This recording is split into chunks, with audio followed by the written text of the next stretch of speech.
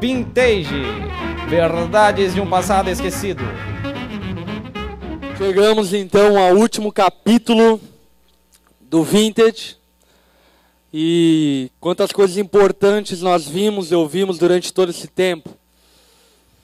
E para fechar esse tempo, a gente vai falar sobre a verdade de um passado esquecido, mas que na verdade é a fonte das verdades, que é a Bíblia. Na Bíblia, é como se as verdades jorrassem dela. E a Bíblia não é um livro comum. É interessante isso. A Bíblia, não sei se você sabe disso, mas ela foi escrita dentro de 1500 anos. Por mais de 40 autores. Em 3 línguas diferentes. Hebraico, grego koiné. Em culturas diferentes, em tempos diferentes, em regiões diferentes. A Bíblia foi escrita. E além disso, a Bíblia é o maior best-seller de todo o tempo. Não sei se você sabe, mas a Bíblia é o livro mais vendido todos os anos. Todos os anos. Estimam que já foram produzidas mais de 8 bilhões de Bíblias. Quantas pessoas existem na Terra hoje? Está indo para 7 bilhões, né? Está 6 bilhões, alguma coisa. Existem mais Bíblias do que pessoas no mundo. Isso é incrível, cara. A Bíblia é o livro dos livros. E não poderia ser diferente, não é verdade? Porque o mestre dos mestres, o médico dos médicos, o senhor dos senhores, o rei dos reis, só poderia escrever o livro dos livros, não é verdade? E a Bíblia ela é o livro dos livros. Existem diversos livros bons. Eu já li muitos livros bons. Mas a Bíblia, ela é incomparavelmente melhor do que qualquer livro. Sabe, talvez até hoje você só leu Harry Potter e Crepúsculo. Ou Turma da Mônica. A Bíblia, cara, ela é muito mais poderosa. Ela é muito mais fascinante do que qualquer outro livro. A Bíblia ela é apaixonante. E ela é fascinante e apaixonante por pelo menos 2 motivos. Um dos grandes motivos pelo qual a Bíblia me fascina é que parece que quando eu leio a Bíblia, que foi escrita, sei lá, olhando para hoje, há 3.000 anos atrás, alguns trechos da Bíblia, eu olho para ela e parece que ela está falando de hoje. Parece que ela está falando de agora. Na verdade, parece que ela está falando de mim. Uma das coisas que me fascina na Bíblia é que a Bíblia é a minha história. A Bíblia é a biografia da humanidade. Você já leu a biografia de alguém?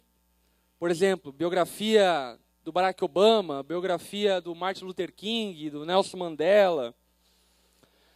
A biografia ela é escrita para que as pessoas que não estavam no dia a dia, todo o tempo com esses caras, conhecessem ele. E o que é interessante da Bíblia é que ela não somente é a biografia de Deus, mas ela é a biografia minha e tua. Você quer saber de onde você veio? Leia a Bíblia. Você quer saber onde você está? Leia a Bíblia. Quer saber para onde você vai? Leia a Bíblia. Quer saber o que fazer com a tua vida? Leia a Bíblia. A Bíblia é a história da humanidade, desenhada de Gênesis a Apocalipse, o início, o meio e o fim. A Bíblia. Além de ser a biografia da humanidade, a Bíblia é a revelação de Deus. Deus é um Deus que te ama muito. Você sabia disso? A palavra diz que Deus te amou de tal maneira que deu seu único filho para que eu e você tivéssemos vida eterna. Deus te ama muito. E lendo a Bíblia, a gente entende que o nosso pecado nos afastou da presença de Deus. É como se nós estivéssemos vivendo num universo paralelo ao de Deus. Deus está perto, mas ao mesmo tempo está longe, está em outro universo. Aliás, a ciência, a física comprova que nós conhecemos 5 dimensões, mas na verdade existem mais de 12 dimensões. Então é como se Deus estivesse no nosso meio, mas não está. E esse Deus que está no nosso meio, mas não está, te ama tanto, que quer se revelar a você. E velho, Deus tentou de todas as formas e continua tentando de todas as formas. Deus tentou se revelar a você através da natureza. Cara, olha para a natureza, velho. Olha, cara. Tem um tempo para, sei lá, subir numa praia, numa pedra e ficar olhando para o mar, as ondas, a praia. Tem um tempo para pegar o globo terrestre e ficar girando na tua frente. Tem um tempo para pegar uma folha de grama e ficar olhando para aquela folha de grama fantástica, sobrenatural, poderosa. As grandezas do universo e as pequenezas do universo nos revelam Deus. A natureza revela Deus. E Ele quis que fosse assim. Mas não só isso, cara. Se não bastasse, Deus colocou no teu coração, no meu coração, um desejo insaciável por algo mais.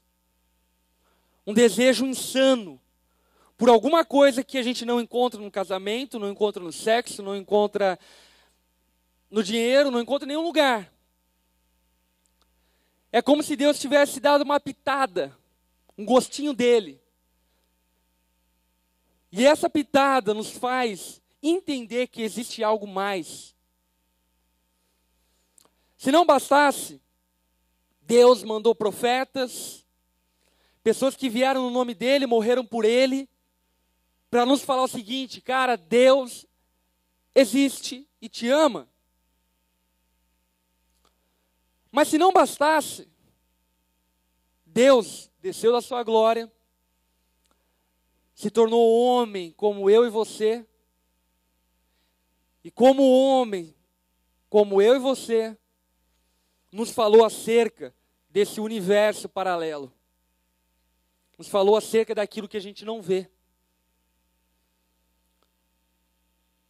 Se não faltasse motivos suficientes, Deus deu a última cartada. A última cartada se chama Bíblia. Ele falou, cara, se eles não verem, se eles não ouvirem, se eles não tocarem, se eles não sentirem, cara, se eles usarem todos os sentidos dele, mesmo assim eles não entenderem, ou não quiserem entender, eles podem ler um livro que fala a meu respeito, e fala quem eu sou, e me revela como Deus. A Bíblia é fruto da misericórdia de Deus.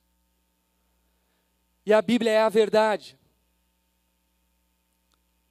Sabe, a gente vive num contexto onde existe de um lado céticos, ateus, que desacreditam da Bíblia, e de outro lado existem religiosos que sabem, conhecem a Bíblia e não as praticam. E a pergunta que fica é que quem é pior nessa história? Quem não conhece, ou quem não conhece e não pratica, ou quem conhece e não pratica? Quem é pior nessa história? Os dois. Os dois. Porque a Bíblia fala lá em Romanos o seguinte: todos nós somos indesculpáveis. Sabe o que significa indesculpável? Você não tem desculpas. Você não pode chegar diante de Deus e falar, Deus, olha, eu não vivi uma vida contigo por causa de... Não, sem desculpas. Não existem desculpas. Para todos nós não existem desculpas. Deus se revelou usando todos os nossos sentidos e até o nosso sexto sentido, para que nós compreendêssemos a Ele. Mas, grande parte de nós tem trocado a verdade pela mentira. Por que troca a verdade pela mentira? Porque a mentira é mais confortável. A mentira nos faz viver uma ilusão e não confronta e não faz a gente mudar de atitude. Isso me faz lembrar uma vez que um apacentador abandonou o GP e deixou nas coxas e falou, estou vazando e vou viver o mundo.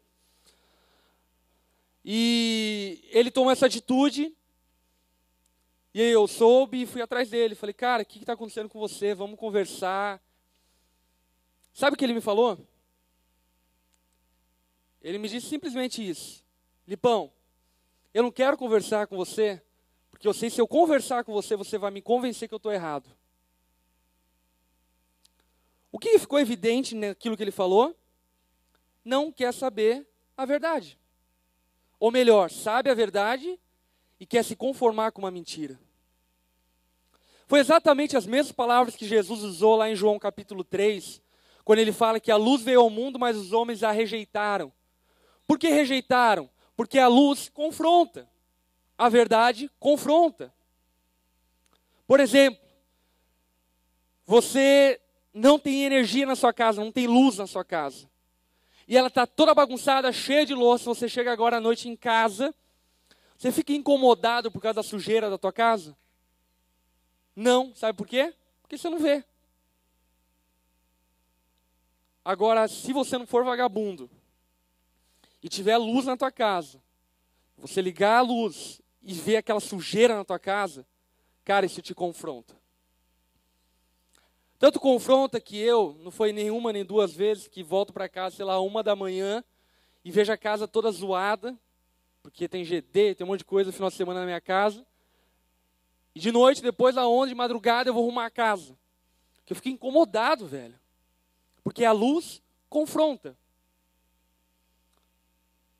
Cara, não rejeite a verdade. Não rejeite a verdade.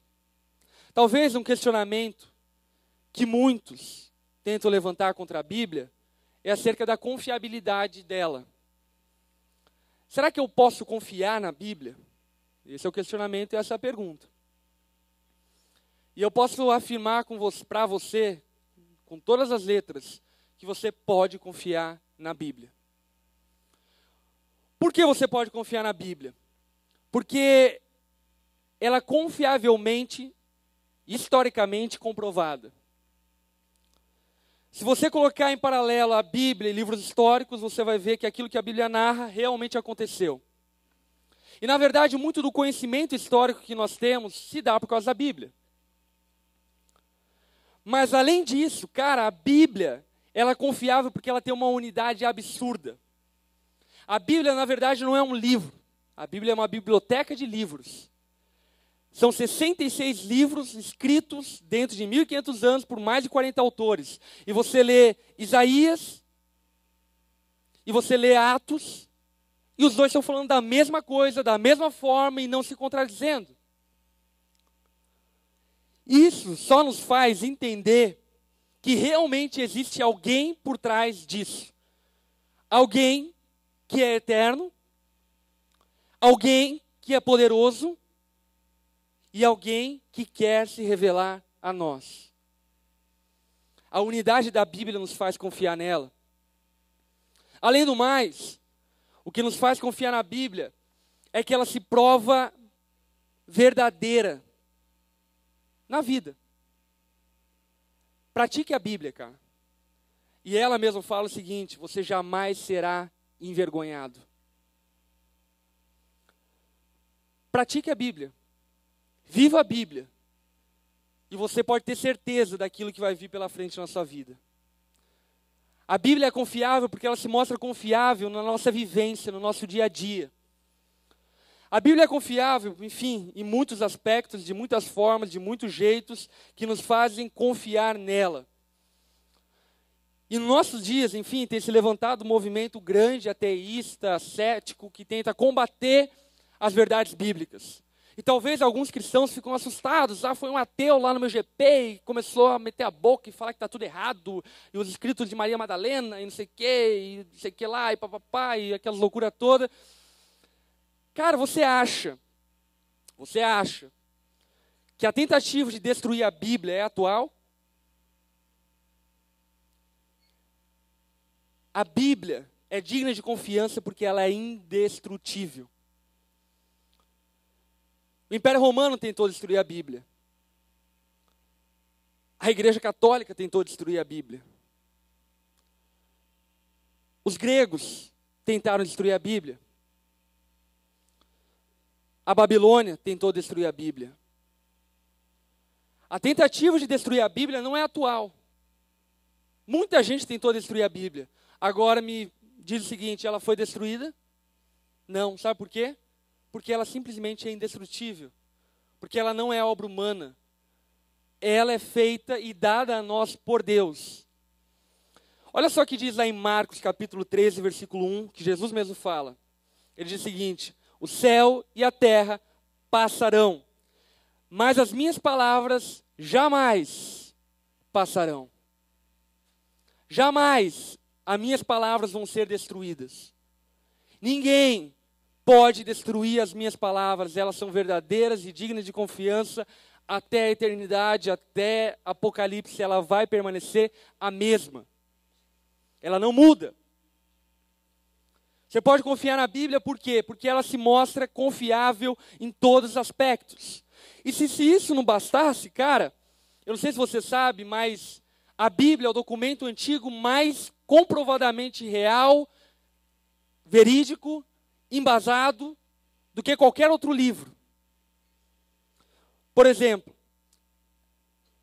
livros como, enfim, de Aristóteles, Platão, Sócrates, são muito menos embasados e muito menos fundamentados historicamente do que a Bíblia. Quer um exemplo? Sabe aquele livro chamado Ilíade? Quem que foi o filósofo que escreveu? Alguém estuda filosofia aqui? Não? Ilíade é um livro histórico, enfim, de um dos filósofos, dos 3 filósofos lá, que eu não lembro qual que é. Esse livro, a cópia mais antiga que a gente tem dele é de 500 anos depois dele. Sabe quantas cópias a gente tem desse livro? 3. Agora eu vou te contar uma novidade que chega a assustar.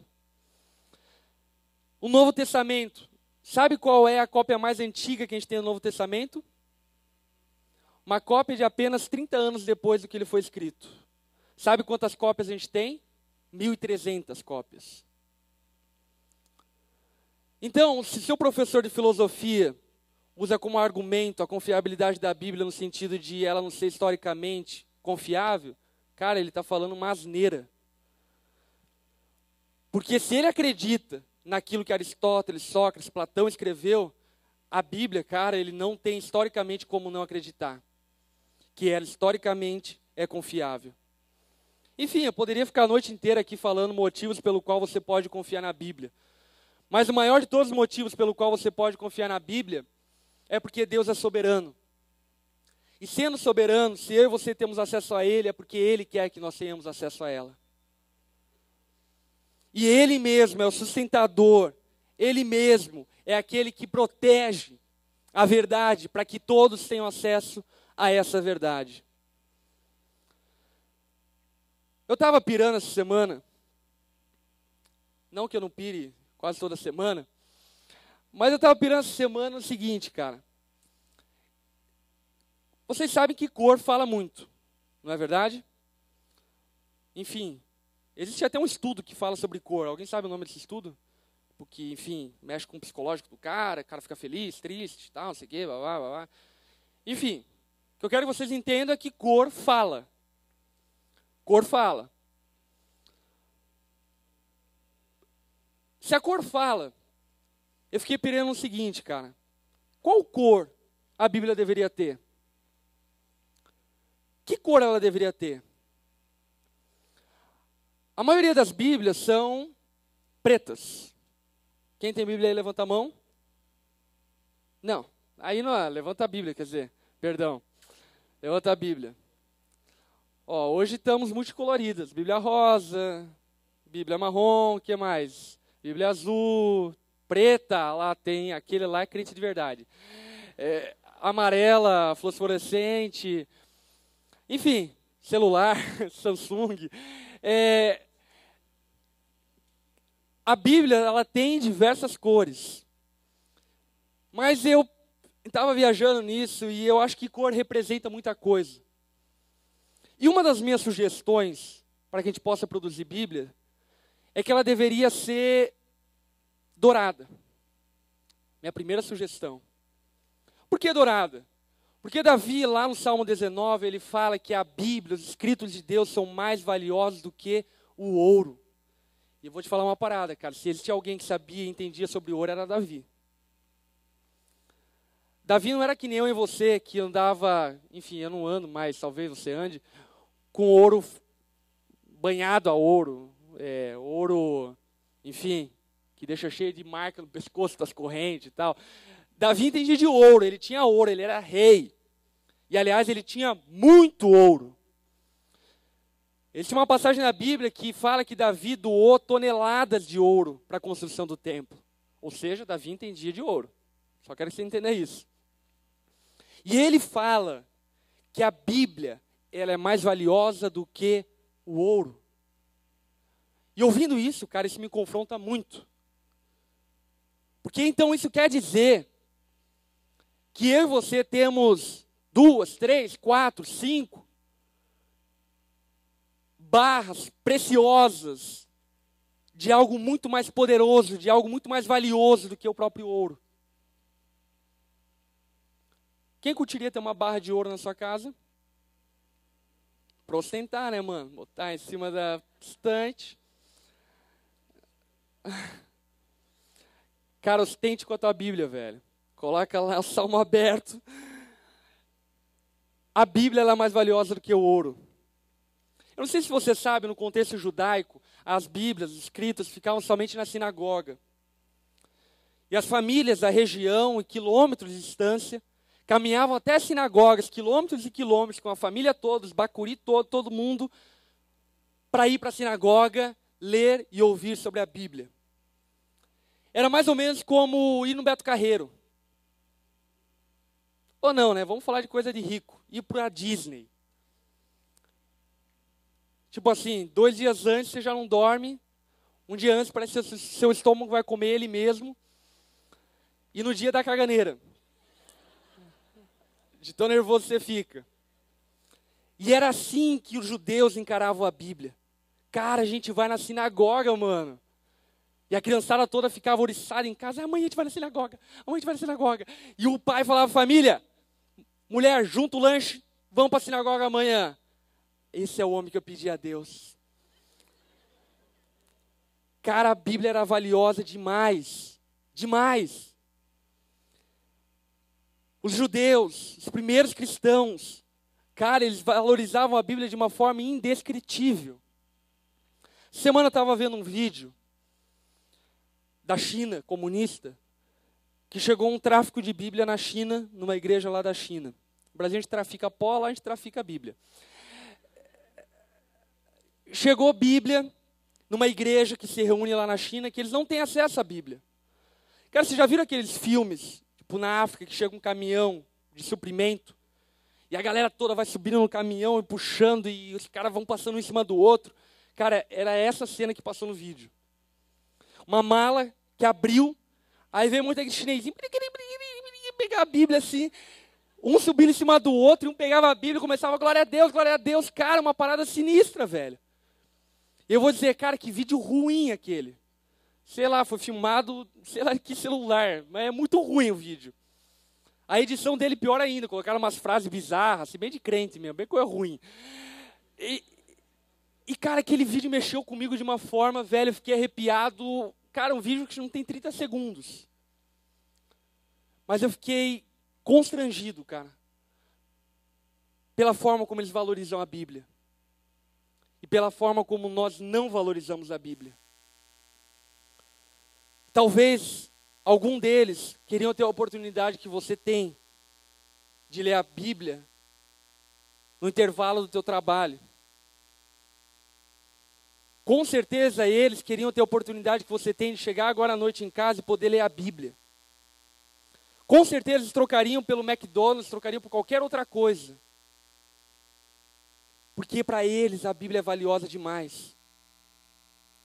Mas é interessante porque parece que é uma regra da vida, né? Só quando se perde que se dá valor, não é? Por exemplo, namorado com a namorada. A namorada faz tudo pro cara, cuida, e liga, e faz recadinho, isso, aquilo, outro, blá, blá, blá, blá. Até um ponto que, enfim, ela é destratada, se enche o saco do cara e dá um pé na bunda dele. O cara fica 3 anos em depressão. Mas tem que ficar 10 anos em depressão. Porque não deu valor devido. Não deu valor enquanto deveria ter dado valor. E por não ter dado valor, perdeu.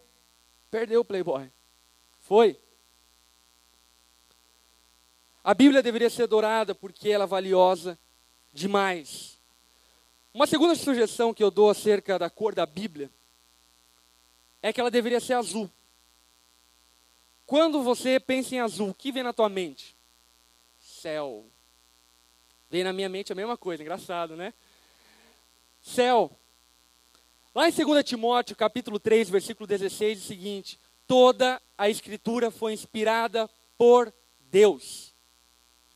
Toda a Escritura foi inspirada por Deus. Eu acho que a Bíblia deveria ser azul para que toda vez que a gente lesse ela, a gente... Olha lá. É isso aí, mano. Vou sentando mesmo. Ela deveria ser azul para que toda vez que a gente olhasse para ela, a gente lembrasse que ela não se trata de sabedoria humana, que ela não se trata de filosofia de vida, que ela não se trata de uma historinha da carrochinha, que não se trata apenas de um livro legal, mas que ela se trata de algo dado por Deus a você. A Bíblia é um presente dos céus para você. Eu acho que ela deveria ser azul para que eu e você lembrássemos toda vez que olhasse para ela, que ela vem da parte de Deus. Ela não é obra humana, ela é obra divinamente inspirada. A terceira sugestão, e na verdade a sugestão que eu acho mais salutar, é que a Bíblia deveria ser vermelha. Não por causa do Jack. Não mesmo. Mas, brincadeira, eu torço pro Jack, tá, gente? Ô, União, nós. Ela deveria ser vermelha, cara, porque você sabia que a Bíblia custou sangue de muita gente para ter chegado até nós? Sabia disso? Não foi de uma, nem duas, nem três, foram de milhares de pessoas. Milhares de pessoas foram torturadas, milhares de pessoas foram crucificadas, milhares de pessoas morreram em fogueiras, milhares de pessoas morreram com leões no Coliseu, milhares de pessoas morreram para que eu e você tivéssemos acesso à Bíblia. Ela deveria ser vermelha para que toda vez que a gente olhasse para ela, a gente parasse de ser safado e desse valor para ela. E a gente olhasse para ela e falasse, cara, ela custou caro para chegar até aqui. Muito caro. Quer ver? Vou contar a história de 2 homens para você. Primeiro é de um cara chamado John Hus. De origem camponesa e humilde, Hus nasceu em Boêmia em 1373. E só aos 13 anos entrou para a escola elementar. 5 anos mais tarde entrou para a Universidade de Praga e em 1398 alcançou o bacharel em divindade. Sendo consagrado pastor da igreja de Belém, em Praga, a partir desse púlpito católico, Hus começou a pregar a genuína palavra de Deus, o que lhe gerou muitas perseguições. Ele foi convocado pelo Papa a comparecer em Roma. Recusou-se e foi excomungado da igreja católica. À semelhança de Wycliffe, Hus atacou várias doutrinas erradas da igreja romana, como a venda de indulgências, a veneração de imagens, o vício do Papa, dos cardeais e do clero. Suas ideias provocaram a ira do Papa, que o convocou a comparecer a um concílio de Constâncio com o salvo-conduto do imperador. O salvo-conduto, porém, não foi cumprido, e as suas ideias foram condenadas. Foi-lhe dada a oportunidade de se retratar, não negando, porém, a sua fé. Foi queimado na fogueira, com uma coroa de papel decorada com diabinhos, com a seguinte frase: coroa de hereges. Finalmente aplicaram fogo à lenha. Então o nosso mártir cantou um hino com voz tão forte e alegre que foi ouvido através do crepitar da lenha e do estrondo da multidão. Finalmente a sua voz foi calada pela força das chamas que logo puseram fim à sua existência na terra. Segundo a história de um homem chamado Jerônimo de Savonarella. Ele nasceu em Florença, na Itália, e pregava como um dos antigos profetas da Bíblia para vastas multidões que enchiam sua catedral. Seus sermões eram contra a sensualidade e o pecado da cidade, e também contra os vícios do Papa. A cidade se arrependeu e se reformou, mas o Papa Alexandre VI procurou de todos os modos silenciar o virtuoso pregador. Ele foi enforcado e queimado na grande praça de Florença. Isso aconteceu 19 anos antes das 95 teses de Lutero serem colocados na Catedral de Wittenberg. Esses homens de Deus nos deixou exemplo de como ser fervorosos, mesmo em meio a uma sociedade totalmente corrompida. Todos esses homens anteciparam o espírito e a obra dos reformadores. Na segunda história, nomeia a respeito de Martim Lutero. Quando já assistiram o filme de Lutero? Você não assistiu, um bom filme para você assistir. Melhor que Crepúsculo. No filme de Lutero, a gente ouve a história de um homem que cresceu dentro de um contexto católico romano daqueles dias e que, como qualquer católico romano, ia nas missas e ouvia as missas em latim, não entendia nada. E até um dia que ele sentiu um chamado de Deus para fazer seminário e se tornar padre. E ele foi para um seminário. Chegando no seminário, ele teve acesso às escrituras, que não tinha acesso antes. No seminário ele começou a ler a Bíblia. E como a própria palavra fala, e conhecereis a verdade vos libertará, ele começou a ser liberto. E ele lia a Bíblia, e a Bíblia falava com ele, transformava ele, renovava ele, mexia com ele, até o ponto que aquele homem foi o causador da reforma protestante. Aquele homem foi perseguido, foi maltratado, foi tratado como herege, como muitos outros. Sabe para quê? Para que eu e você tivéssemos acesso à Bíblia. No filme de Lutero tem uma parte, cara, que sempre mexe muito comigo. Que ele está num quartinho, fazendo cópias da Bíblia com a mão, e fazendo várias cópias, porque ele queria que todo mundo tivesse acesso àquilo que ele estava lendo. Incansavelmente, durante meses, ele ficou copiando a Bíblia para outros terem acesso a ela. Aliás, a partir de Lutero, e a partir da necessidade da multiplicação da Bíblia, é que nasceu a imprensa. Não sei se você sabe disso. A Bíblia foi a inspiradora da imprensa. Gutenberg criou a imprensa, a multiplicação de livros, por causa da Bíblia. Inúmeras pessoas morreram por causa da Bíblia. E eu acho que ela deveria ser vermelha, para que a gente lembrasse que ela custou o sangue de muita gente. E a gente, no mínimo, valorizasse o sangue que foi vertido para que eu e você tivéssemos acesso à Bíblia. Uma quarta sugestão de cor é que a Bíblia deveria ser amarela. Por que eu acho que a Bíblia deveria ser amarela? Porque Davi fala que a palavra de Deus é lâmpada para os seus pés e luz para o seu caminho. Eu acho que ela deveria ser amarela para que quando a gente olhasse para ela, a gente lembrasse que ela é luz, que ela clareia a nossa vida. Sabe por que muita gente não gosta de ler a Bíblia? Porque ela clareia a nossa vida. A Bíblia te mostra quem você é exatamente. Se você ler a Bíblia, toda essa tua máscara, essa tua superficialidade de sou bonzinho, de estar tudo certo comigo, eu sei cuidar de mim mesmo, toda essa tua máscara cai por terra. Porque a Bíblia te mostra quem você é. Ela é a luz que acende numa casa bagunçada e fala, velho, você é um safado, pecador, orgulhoso, arrogante, avarento, mesquinho. A Bíblia é luz.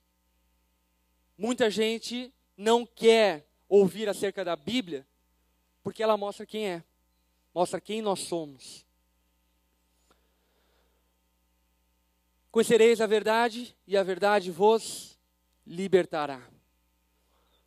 É verdade que a verdade dói, machuca. E muita gente rejeita a verdade. Por exemplo, um familiar teu, sei lá, pai, mãe, faleceu, e você até hoje rejeita a verdade de que ele morreu, e que não está mais entre nós. E você fica toda noite esperando que ele venha, esperando que ele volte para a tua casa. Esse é o processo de luto. Mas você vai precisar vencer essa mentira, e mesmo que seja dolorido, ouvir a verdade que teu pai, a tua mãe, o teu irmão, seja lá quem for, morreu. A verdade machuca, a verdade dói, mas a verdade liberta. Talvez você vai dormir chorando, porque descobriu que teu pai morreu. Mas é melhor morrer chorando, dormir chorando, do que não dormir esperando ele voltar. A verdade liberta, cara. E eu acho que a luz deveria ser amarela, porque ela é luz para os nossos caminhos. Sabe, nunca, confrontado pela Bíblia, rejeite ela. Nunca. Eu, como pastor, já vi inúmeras pessoas conhecendo a Bíblia e rejeitando ela. Aliás, estou vendo um monte agora. Nunca rejeite a Bíblia. Cara, se ela fala para você, não se põe em julgo desigual, acredite que é o melhor para você. Se ela fala para você, não adultera, é porque é o melhor para você. Se ela fala para você, negue-se a si mesmo, é porque é o melhor para você. Não rejeite a verdade. Não sucumba à verdade pela mentira. A Bíblia ela é poderosa e transforma. E ela é verdade de Deus. Os escritos de Ellen White, de Joseph Smith, Allan Kardec, Maomé, Buda, Confúcio ou qualquer outro, não pode trazer libertação para você porque não libertou eles mesmos. A Bíblia contém a verdade e ela é uma fonte de verdade. Por que eu quis falar sobre a Bíblia nesse último dia? Porque a gente está falando sobre as verdades de um passado esquecido, não é verdade? E olhando para isso, você não quer viver enganado, você quer viver uma fé genuína e verdadeira, leia a Bíblia. Sabe por quê? Porque senão as pessoas vão te enganar. E muitas vão te enganar em nome de Deus. Por exemplo, nada contra isso, porque aliás é bíblico, mas usado de forma errada não se torna bíblico.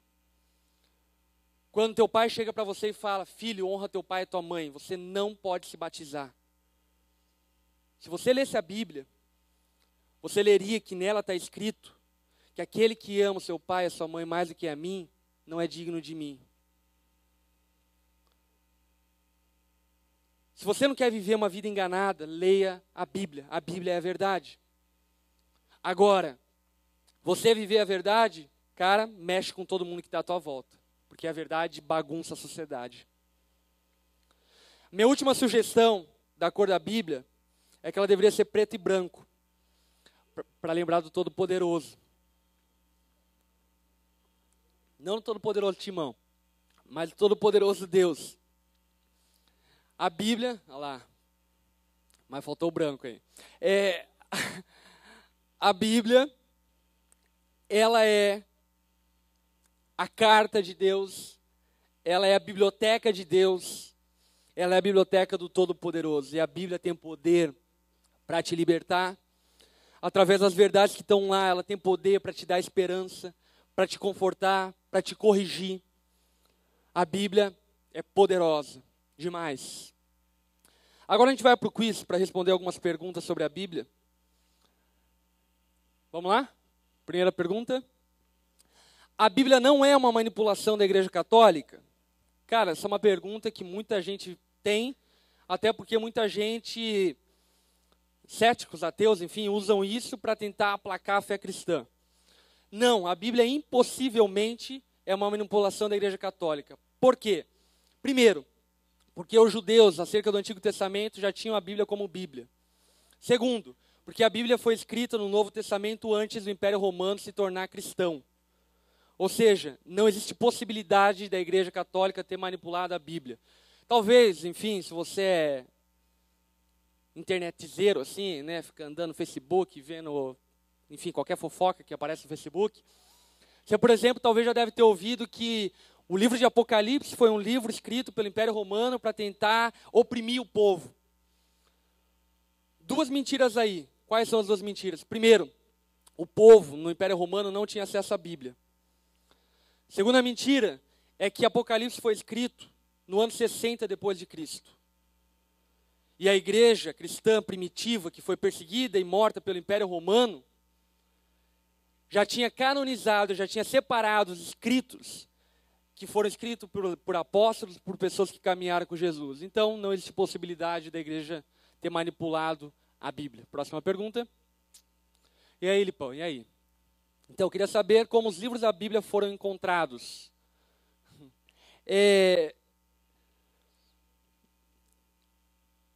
O Antigo Testamento, ele foi preservado de duas formas. A primeira forma, escrita, e a segunda forma, através da tradição oral. Os judeus sabiam decor de Gênesis a Malaquias. Memorizado. Já assistiram o livro de Eli? Naquele nível. Sabiam decor. E tinham várias cópias que circulavam nas sinagogas, assim por diante. Mas se não bastasse, há poucos anos atrás, acho que foi no ano 78, foi descoberto uma descoberta arqueológica dos escritos do Mar Morto. Os escritos do Mar Morto são, enfim, um compêndio todo do Antigo Testamento que foi comparado com aquilo que nós temos hoje como Antigo Testamento e foi comprovadamente que, de fato, aquilo que a gente tem é a Bíblia. Enfim, foram encontrados, foram passados de geração em geração por pais, filhos, mas a gente tem duas comprovações, oral e escrita. Próxima pergunta. A Bíblia é relevante para os dias de hoje? Essa é uma pergunta salutar, até porque, enfim, muita gente questiona isso. Cara, a Bíblia é arcaica, ela é quadrada, ela não se enquadra nos nossos dias de hoje. E eu posso dizer para você com todas as letras que isso é mentira. Por que é mentira? Ela é relevante para os dias de hoje por um simples fator. Na verdade, um único fator. Qual? É porque ela é a verdade. E verdade não muda. Aquilo que é verdade ontem, é verdade hoje e vai ser verdade amanhã. Sendo a verdade, a Bíblia continua sendo relevante para os nossos dias. Próxima pergunta. Por que outros livros não podem ser adicionados à Bíblia? Porque Apocalipse já foi escrito e lá é o fim, então não tem mais o que escrever. Próxima pergunta. Por que a Bíblia cristã é diferente da Bíblia católica? Isso é interessante, enfim, é uma pergunta que talvez muita gente tenha, né? Por que a Bíblia protestante não tem os 7 livros a mais que a Igreja Católica tem, ou tem a menos do que a Igreja Católica tem? Vou te explicar historicamente o que aconteceu. Esses livros foram adicionados mais ou menos 200, 300 anos antes de Cristo. 7 livros que a Igreja Católica tem, que é Eclesiástico, Judite, Macabeus, Sabedoria, enfim, alguns livros que a Igreja Católica tem, 7 livros. Eles foram adicionados uns 200 anos antes de Cristo. No ano 80 depois de Cristo, os judeus novamente se reuniram e excluíram esses livros da Bíblia. Por quê? Porque não encontraram nele inspiração, não encontraram nele comprovação de que eles eram inspirados por Deus. E por isso excluíram da Bíblia. Veio o Império Romano, a canonização da Bíblia e tal. A Bíblia foi canonizada sem esses 7 livros. Lá no ano 700, por aí, houve um outro concílio que novamente agora a Igreja Católica incluiu esses outros 7 livros que haviam sido excluídos. Está errado isso? Está errado. Por que está errado? Porque o Antigo Testamento, entenda uma parada, velho. A fé cristã, ela é a continuação do judaísmo. Então os únicos que têm autoridade para canonizar o Antigo Testamento são os judeus. E se eles mesmos excluíram esses livros do Antigo Testamento, isso quer dizer que esses livros não têm autoridade para que estejam na Bíblia. Ok? Entenderam? Próxima pergunta. Não que esses livros sejam ruins, tá? Eu já li Macabeu, já li alguns livros de sabedoria. Tem algumas coisas boas, tal, mas não são inspirados por Deus.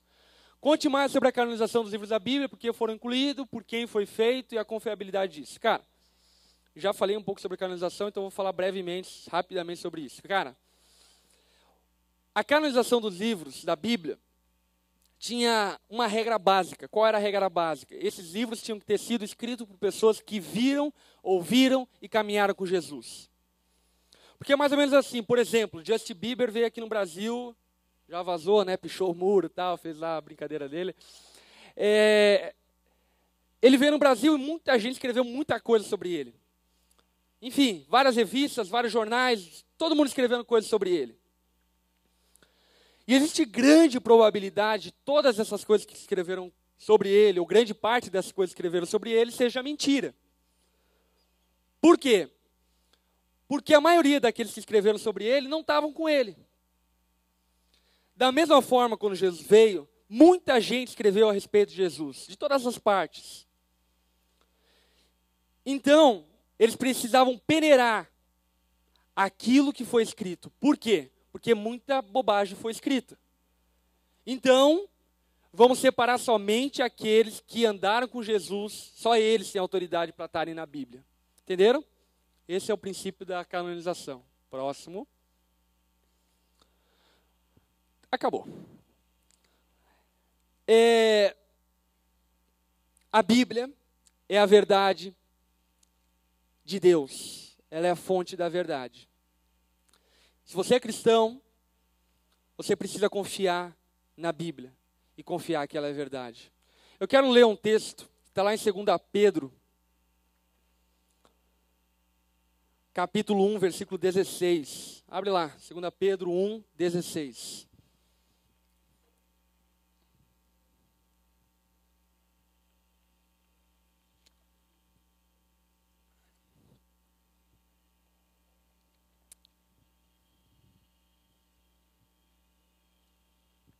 Segunda Pedro 1,16. A gente vai ler até o 21.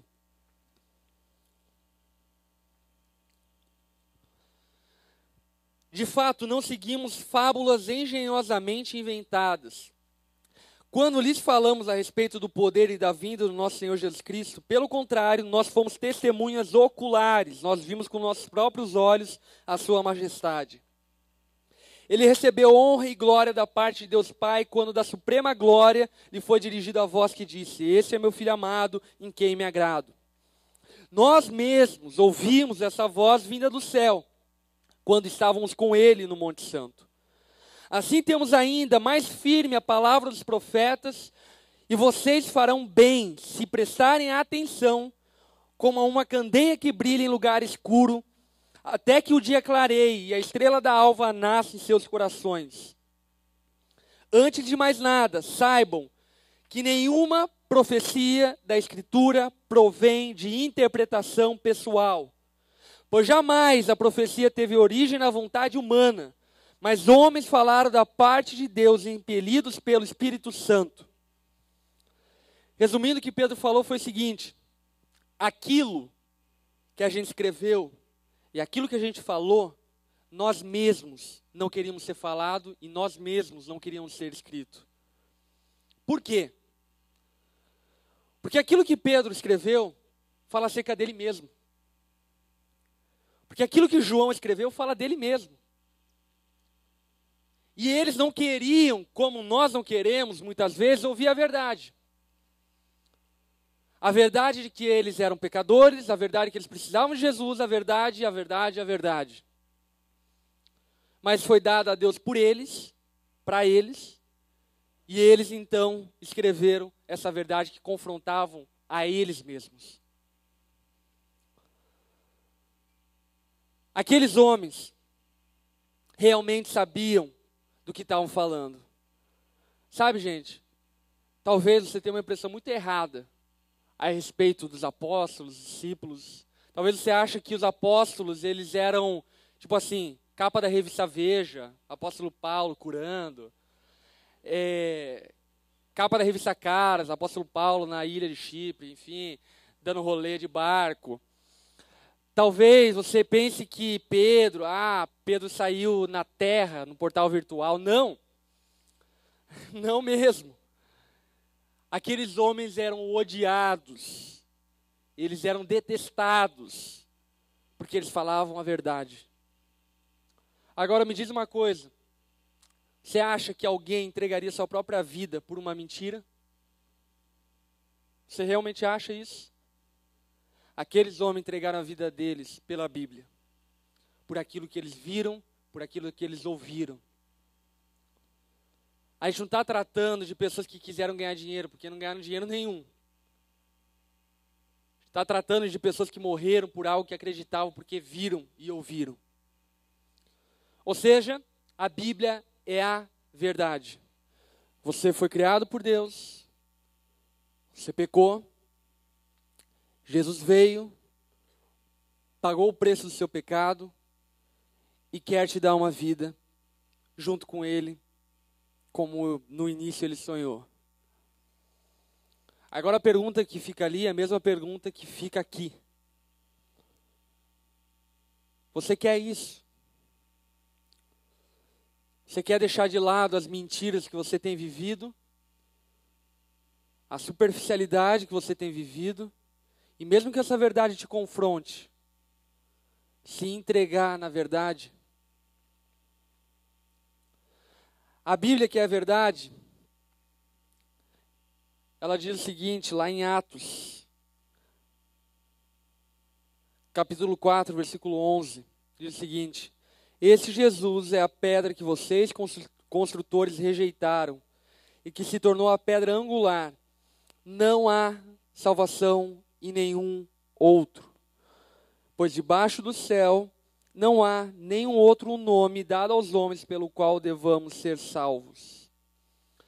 A Bíblia, que é a verdade, ela declara o seguinte: não há salvação em nenhum outro. Você pode repetir isso comigo? Não há salvação em nenhum outro. Ninguém pode salvar. Você não pode se salvar. Teu pai não pode salvar. Eu não posso te salvar. Tua amiga não pode salvar. Ninguém pode salvar. O único que pode te salvar é Jesus. E Ele só pode te salvar se você quiser. Ele quer. Mas a pergunta é, você quer? Agora saiba de uma coisa. Se você quiser, a tua vida vai virar uma bagunça. Na verdade, não vai virar uma bagunça, você vai ver a bagunça que é a tua vida. E quando você vê a bagunça que é a sua vida, cara, vai exigir de você atitude para consertar a luz da verdade da tua vida. Queria convidar todos a baixarem a cabeça, fecharem seus olhos. E se nessa noite você está aqui, você ouviu o que ouviu, você confia na verdade, que é a Bíblia, e você entendeu que só Jesus pode salvar. Se você quer a salvação de Jesus, se você quer o perdão dos seus pecados, se você quer receber a nova natureza que a Bíblia fala que você pode receber, e as promessas de vida eterna com Deus, repete essa oração que eu vou fazer no teu lugar. Fale as palavras para Jesus. Senhor, nessa noite, eu quero rejeitar todas as mentiras que eu acreditei até aqui. Eu entendi que o Senhor é a verdade e a tua palavra é a verdade. Entendendo isso, eu consegui enxergar em mim a necessidade que eu tenho de Ti. Por isso, Senhor, nesse momento, perdoa os meus pecados, quita a minha dívida, me dá a salvação como a tua palavra fala que o Senhor pode me dar. Eu quero entregar minha vida a ti e aceitá-lo em minha vida como o meu Senhor e como o meu Salvador. Eu estou arrependido de ter vivido tanto tempo na ignorância. E a partir de hoje, eu quero caminhar à luz da tua palavra. Me ajuda nesse processo, Senhor. No nome de Jesus que eu oro. Amém. Estou de cabeça baixa, olhos fechados. Você fez essa oração, cara, você precisa de ajuda para caminhar a partir dessa decisão que você está tomando. Você precisa de ajuda por quê? Precisa de ajuda para que pessoas possam te alertar, possam te ajudar a viver a luz da Bíblia, a luz da verdade. Se você fez essa oração, levanta uma das suas mãos no seu lugar. Eu quero orar por você e nós, enfim, como onda, queremos ajudar você a caminhar. Levanta uma das suas mãos no seu lugar para que a gente possa orar por você. Amém. Amém. Amém. Cara, você que levantou a mão, sai do teu lugar, vem até aqui à frente. Não tenha vergonha não, você está em casa. Sai do teu lugar, vem até aqui à frente.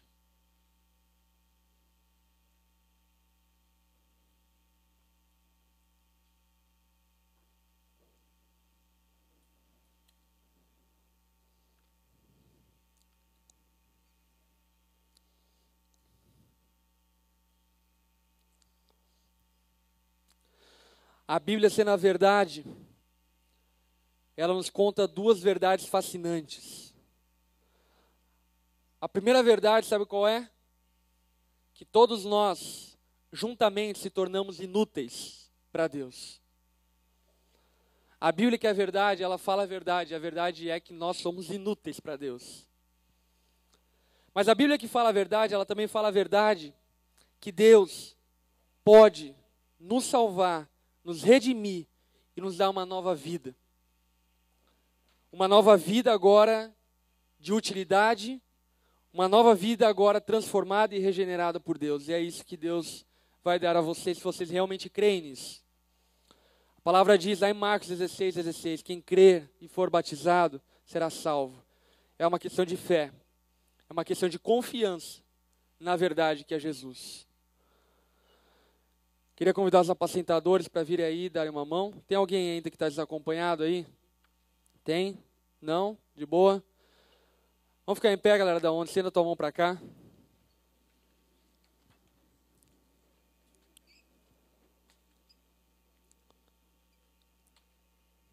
Senhor, nós queremos te agradecer, Senhor, por presenciar esse momento sobrenatural, Pai.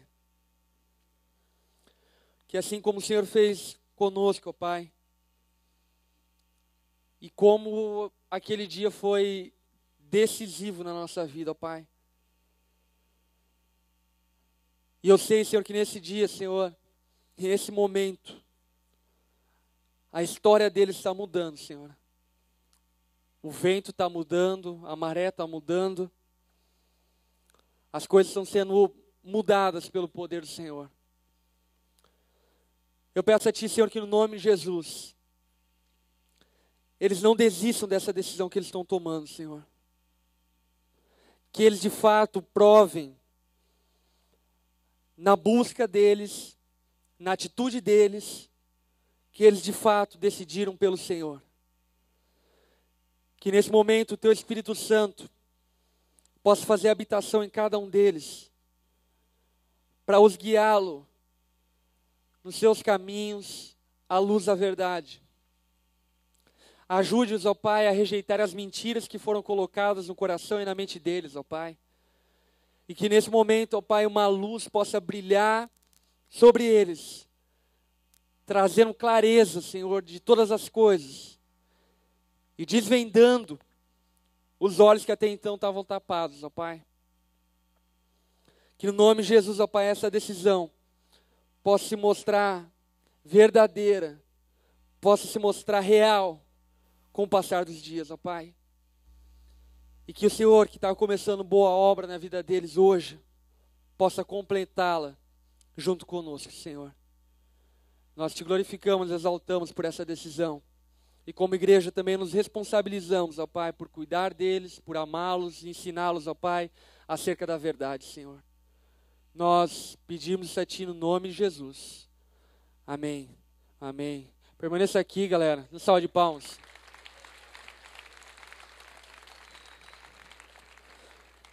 Cara, você que veio aqui, tomou essa decisão, o pacientador leva eles lá até atrás, lá para vocês pegarem contato, telefone, e-mail, enfim, Facebook, para eles não ficarem largados no mundo, beleza? Então, galera, leva eles lá atrás, lá para pegar o telefone deles, o contato deles. Cara, muita gente fala que nós cristãos somos arrogantes por afirmarmos que nós somos detentores da verdade. Você já ouviu isso? Quem já ouviu isso? Ah, crente é arrogante porque acha que é dono da verdade. Mas o grande problema nisso é o quê? Que nós não nascemos crendo. Cara, eu sou de carne e osso, e você, eu acredito também, que é de carne e osso, algumas mais carne, outros mais osso, mas enfim. E a gente é ser humano como qualquer um, cara. Como um ateu, como qualquer um. E como qualquer um, ninguém nasceu crendo. Ninguém nasceu cristão. Nós tomamos atitude na nossa vida a partir daquilo que nós entendemos. Então, velho, se você está aqui e você acha que é arrogância da nossa parte falar que nós conhecemos a verdade, entenda uma coisa, eu já vivi o que você vive. Mas diferente de mim, você ainda não viveu o que eu vivo. Então, no dia que você decidir viver o que eu vivo, aí você pode falar das pessoas que viveram o que você vive hoje. Beleza? A Bíblia é a verdade e nós devemos ler a Bíblia. Cara, ei, escuta aí. Leia a Bíblia, veja a Bíblia, apalpe a Bíblia, cheire a Bíblia. Cara, não fume não. Cara, consuma a Bíblia 24 horas por dia, a todo tempo, porque é ela que vai te livrar das armadilhas que existem na nossa vida. Armadilhas, por exemplo, preserve a sua vida. Não, a Bíblia fala, perca a sua vida. Armadilhas como, cara, você está exagerando. A Bíblia fala, não existe limites para Deus, quebra o vaso de alabastro. Leia a Bíblia, consuma a Bíblia, respire Bíblia, cara, a Bíblia é a verdade e ela é valiosa demais. Amém? E, enfim, eu acho, no final das contas, sabe o quê? Que na verdade a Bíblia deveria ter todas as cores, primárias, secundárias, terciárias, todas as cores. Porque na verdade na Bíblia existe tudo, de todos os tempos, de toda forma e para todos sempre. A Bíblia fala a respeito de tudo. Amém? É isso aí, é nóis.